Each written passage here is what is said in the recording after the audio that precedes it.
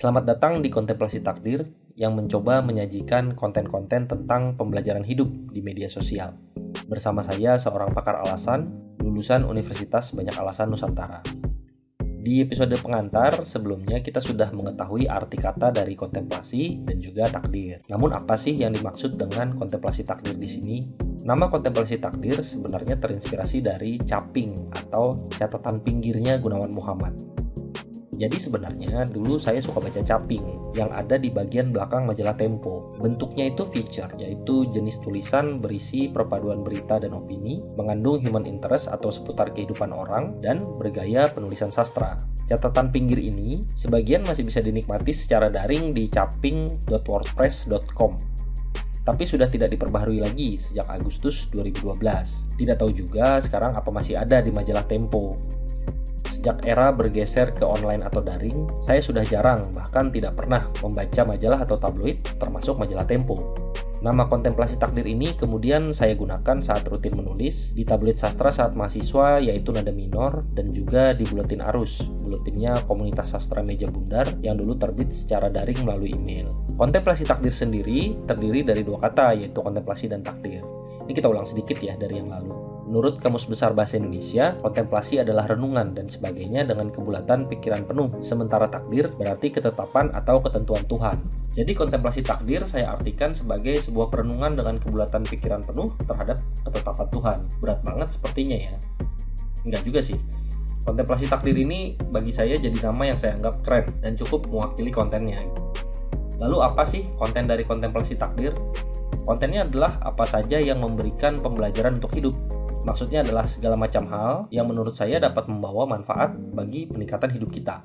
Lalu apa hubungannya dengan alasan? Nah ini yang menarik. Arti alasan menurut Kamus Besar Bahasa Indonesia sudah saya bahas di episode pengantar ya. Cek lagi aja. Jadi awalnya gini, saat saya memutuskan jadi content creator, saya mencari konten apa ya yang layak untuk dibuat.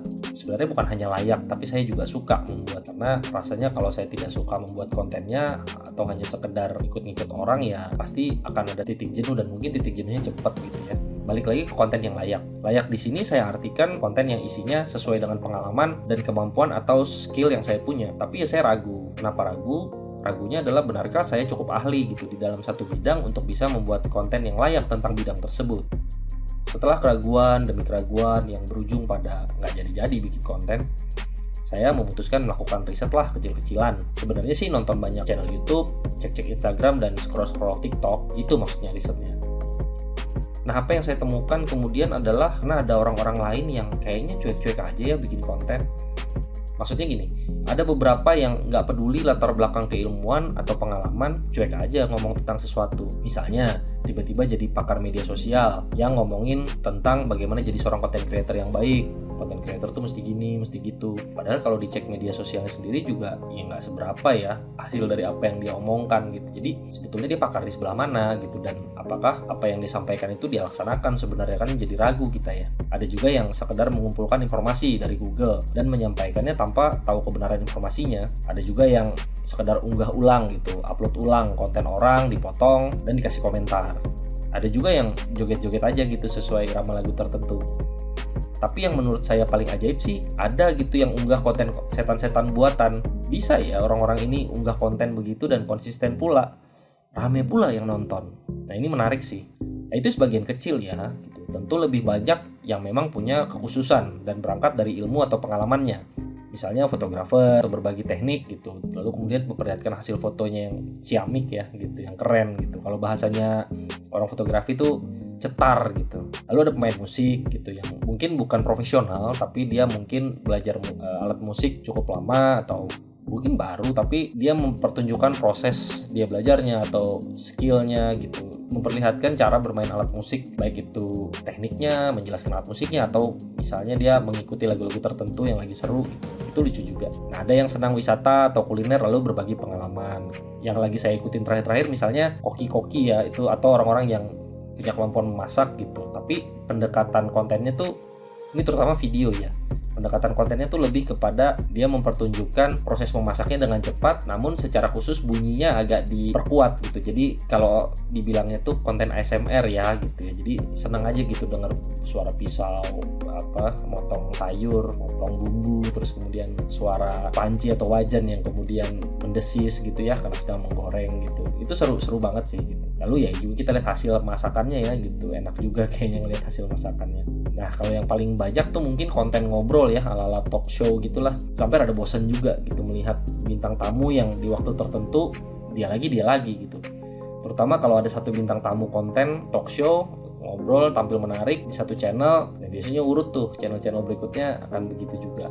Tapi ya nggak apa-apa, ya bebas aja kan, pilihannya ada di kita gitu sebagai penonton, sebagai penikmat, mau kita tonton, mau kita simak, atau yang mau kita pas aja kita cuekin gitu ya, terserah di kita. Jadi nggak ada masalah sebetulnya. Nah balik lagi ke pertanyaan, apa hubungannya dengan alasan? Karena saya kan mengklaim diri saya pakar alasan ya. Menurut saya apapun yang kita lakukan dalam hidup secara sadar sepertinya harus punya alasan ya. Walaupun terkadang kita ragu gitu dengan alasan tersebut. Apakah alasan ini masuk akal? Apakah alasan ini sudah kuat? Bahkan sampai apakah alasan ini tidak terbantahkan gitu, atau kata anak sekarang no debat. Nah untuk itu saya buat kontemplasi takdir. Sebenarnya bukan untuk orang lain, tapi untuk diri saya sendiri. Karena kontemplasi takdir ini menurut saya adalah bagian dari diri saya juga untuk berproses, belajar hidup, untuk bertanya dan memahami alasan. Jadi bukan untuk memberikan alasan bagi orang lain, karena sebenarnya orang lain punya alasannya masing-masing, dan itu juga belum tentu cocok dengan saya, atau alasan saya belum tentu juga cocok untuk orang lain, dan boleh-boleh aja berbeda gitu kan. Jadi sebetulnya saya menyebut diri saya pakar alasan dan mencari alasan adalah untuk memperkuat apa yang saya yakini. Tapi ya kalau apa yang saya sajikan dalam konten ini kemudian bisa memberikan perspektif berbeda untuk orang yang mendengarkan atau orang yang menonton, ya silahkan saja. Jadi ya mari sama-sama kita mempelajari hidup dan menemukan alasan. Alasan yang membuat kita bertahan terhadap pandangan dan pendirian kita, alasan yang membuat kita tetap maju meskipun digoyahkan oleh pandangan orang lain, terutama netizen ya yang tidak kita kenal atau malah menggunakan akun anonim gitu. Nah, topiknya sendiri bebas-bebas saja. Satu waktu mungkin ngomongin film, di waktu lain mungkin ngomongin buku, ngomongin olahraga seperti bola atau basket juga boleh, K-pop atau K-drama juga bisa, atau mau sok berat ngomongin dunia dan filosofi hidup itu boleh.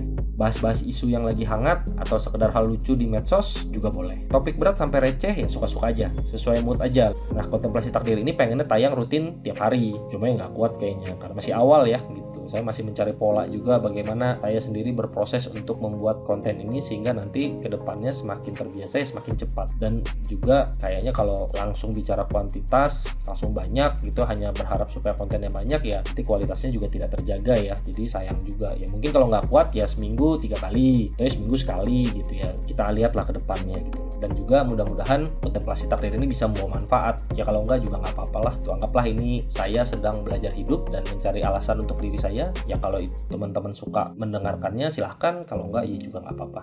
Kira-kira gitulah episode pilot ini. Ini episode pilot karena saya sendiri juga sedang bukan mencari ya, tepatnya sebetulnya menentukan topik-topik apa yang enak gitu untuk dibahas di kontemplasi takdir di episode-episode berikutnya. Ya, mudah-mudahan seru, mudah-mudahan saya sendiri juga belajar dan berproses lah untuk bisa kemudian semakin menjadi seorang content creator yang baik, yang menarik. Karena tadi komitmennya awalnya menjadi content creator ya tentu selain untuk memuaskan diri sendiri menjadi seorang content creator yang tentu punya banyak karya yaitu konten di media sosial, juga ya kalau bisa membawa manfaat untuk orang lain kan kenapa tidak, tentu lebih baik. Segitu aja dulu untuk episode pilot ini.